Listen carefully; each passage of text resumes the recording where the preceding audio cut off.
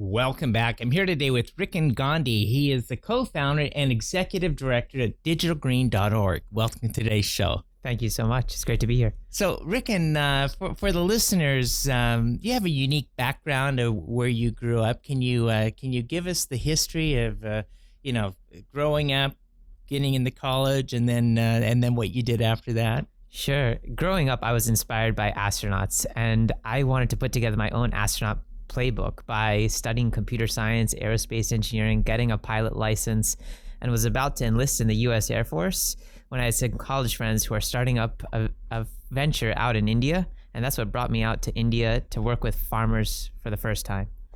Oh my gosh. So when you started with the venture, had you gone through school yet with the college degree? Yeah, I studied computer science at Carnegie Mellon University and aerospace engineering at MIT. And was working actually here in the Bay Area at Oracle when I had these friends starting up this venture with farmers in India. It's amazing that you went out and, coming out with an aerospace degree out of MIT is no small feat. But to do about face and to say, well, yeah, here I have an aerospace degree, but my passion is with the farmers in India. Is that about what it was? It was kind of like that. So basically, when I was growing up, I focused on just the first part of these astronaut biographies that I had read about what it took to get to space. Mm-hmm. But while I was waiting for my Air Force application to clear, I started to look at what do these astronauts do when they come back to Earth after they've fulfilled their childhood dreams. And many of these astronauts end up coming back to reconnect with the world and its people after seeing the world from a unique perspective, and becoming, in fact, some of them farmers in the Midwest or public school teachers. So Digital Green, was this immediately out of your co-founder? How were you invited into this group, and the inspiration behind what's the mission of Digital Green? Yeah, so Digital Green initially started from after I was working with these friends on this biodiesel venture in rural India. Basically, that venture flopped within the first 6 months. I then connected with Microsoft Research in the southern Indian city of Bangalore, where they have a group that focuses on technology for emerging markets. And just with an academic interest to see, is there a role for digital technology in small-scale agricultural systems, which dominate sort of the world's food and agricultural system? Basically, 60% of India's 1.3 billion population depends on agriculture as a source of livelihood. That's what set me on this journey to see, is there something that we could do with tech in these communities? When you set out the vision, though, you're doing something much different in the farming and the growing of crops. And what is that? So basically what we do with these farmers is that we train them to produce short videos that are by farmers for farmers to exchange agricultural practices that can boost their productivity more efficiently. So you can think of it like a peer-to-peer video exchange, essentially, for these farming communities. And we do that now across 12 countries with 1.2 million farmers. And what we've also realized is that these farmers need more than just boosting their productivity. They also need access to markets. And so about 2 years ago, we actually introduced a new service, which you can think of like an Uber pool for farmers, where we match them with nearby transporters to carry their perishable fruit and vegetable produce to nearby wholesale markets and get them paid back on the same day. Wow. So you're really disrupting the whole industry about how it goes from the farm to the market. That's right. Both sides, both on boosting their production using these videos that are by and for these farmers, and also how do you efficiently carry this produce to the local markets and reduce the cost per kilo per kilometer that it takes for these farmers to access these proximate markets. Is there so when you're working with the farmers, how do you come in contact with them, and how do you get them enrolled? Yeah, it's a great question. Our primary way that we establish trust and relationship with these communities is by partnering with local organizations.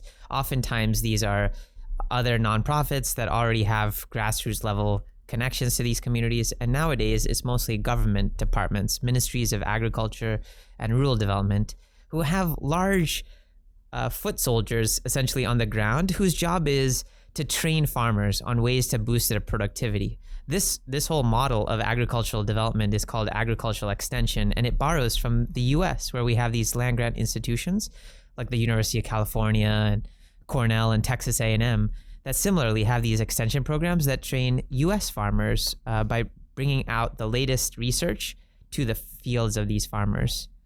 I'm visiting here today with Rikin Ghandi. He is the co-founder of digitalgreen.org. And Rikin, I need to take a quick break, and we'll be right back after these messages. Grandpa, can we do chemistry? Papa, Daddy. Grandpa, let's do something fun.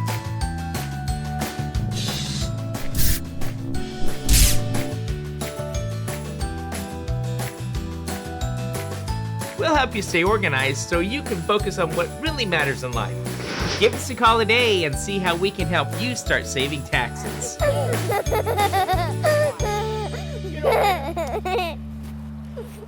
Welcome back. I'm here with Rikin Ghandi. He is the co-founder of Digital Green. And Rikin, in the first segment, we talked about your inspiration of being a co-founder of Digital Green after getting an aerospace degree from MIT. And you decided just to shortcut it, do the same thing the astronauts were doing with getting connected with the world after they did their missions. But when we look at the agriculture today, what are some of the challenges that these rural farmers are facing? Yeah, there's a number, and it's a global challenge for farmers around the world. You can think of this profession as one of the most risk-taking that has so many externalities, whether it is weathers or market conditions that really affect the viability of this profession. And what's inspiring is that these farmers, like for instance in India, represent the second highest farm output in the world in aggregate. These 50% of India's population that depends on agriculture. But at the same time, they're earning just $1 to $2 a day in income and are even having basic issues of food sufficiency, which is such a surprise that they're the primary producers of agricultural produce, but yet they don't have enough food for their own families to eat. And we see that even here in the US, many of the food deserts that we talk about in the US are in places like Fresno. And this year has had the lowest farm income for over more than 12 years in the US than any preceding year. You know, when I think about the world and some of the crises today, I understand that India has a water challenge right now. Yeah. And do you address that? How to more efficiently use the water and for the growing of crops? Or for sure, with changes in the environment and climate, farmers are the first sort of people who are immediately affected by it on their livelihoods. And so we certainly have a lot of practices related to how do we build greater resilience for these communities by, for instance, water conservation structures or setting up simple farm ponds on their small 1 to 2 acre plots just to be able to recharge sort of the groundwater supplies. But it's a major issue, especially as people are digging deeper and deeper wells for the urban centers, but even agriculture ends up being a major consumer of fresh water. And so a lot of our practices are around how do you reduce the consumption of irrigation and other types of inputs that at this point are putting a lot of farmers sort of into a place of negative returns on their investments. You know, what you're undertaking a massive challenge in the world with today's farming, and doing it with collaboration with the governments. And so would you say that you're more in an advisory, that the model of Digital Green is more of an advisory to governments and their agriculture departments? Or For sure, yeah. We partner closely with these government organizations that are already working with these farming communities because we don't want to set up a parallel system to the work that they're already doing. But we see opportunities to really boost their efficiency. And so the way that our approach works is, so for instance, we're not producing videos for them. Rather, we're training their staff and the communities that they work with to produce these videos by themselves and for their communities that they serve, so that this can then just become part of their day-to-day operations to impact more communities in a more targeted way. You're in 12 countries? That's true. In 12 years? That's amazing. So tell me about the challenges that you faced of, I'm going to go open this country. How'd you go about that? Well, our primary approach in terms of how we scale is largely through these partner organizations, which in large part are nowadays these government ministries of agriculture and rural development that already have these large teams on the ground that have the trust relationships with these farming communities and the expertise to know what practices are going to be relevant in different places and times. And that's really what we're piggybacking on top of by using that platform to then introduce these videos that are produced by and for the community to basically improve their efficiency. So we do have a team now of about 150 people who are distributed across the 12 countries where we now operate. But it's really when our partners internalize this approach into their day-to-day operations that we're able to kind of have this scaled impact. You do a lot of travel in your in your day-to-day activities. For sure. Every month I'm in a country that we operate in between Asia and sub-Saharan Africa. In the future of farming, some people have been convinced that they need to do a lot of vertical farms. Could you elaborate on that? And I know you're working a lot with rural communities, but how do you see that change in technology, vertical farming? Does it apply to the rural farms?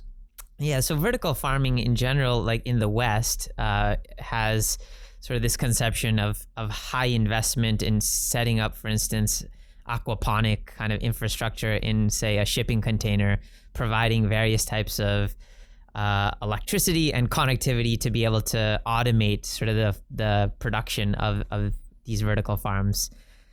There's a corollary, though, for how even in these rural farms in remote parts of South Asia and Africa that have no power and no connectivity, how they can replicate some of those same benefits, though, of vertical farming. And that is you can still layer one crop on top of the other because there are different standing lengths of different types of crops that you might grow.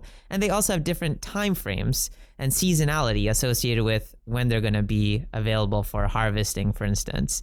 And so a lot of our practices are around saying that, hey, for even the small farmer who just has 1 to 2 acres worth of land, how can they maximize their return on investment for that sort of small acreage by increasing both the intensification and diversification of the production that they have in that small area of land? And oftentimes we think about in agriculture that there could be economies of scale by, like, for instance, investing in technology.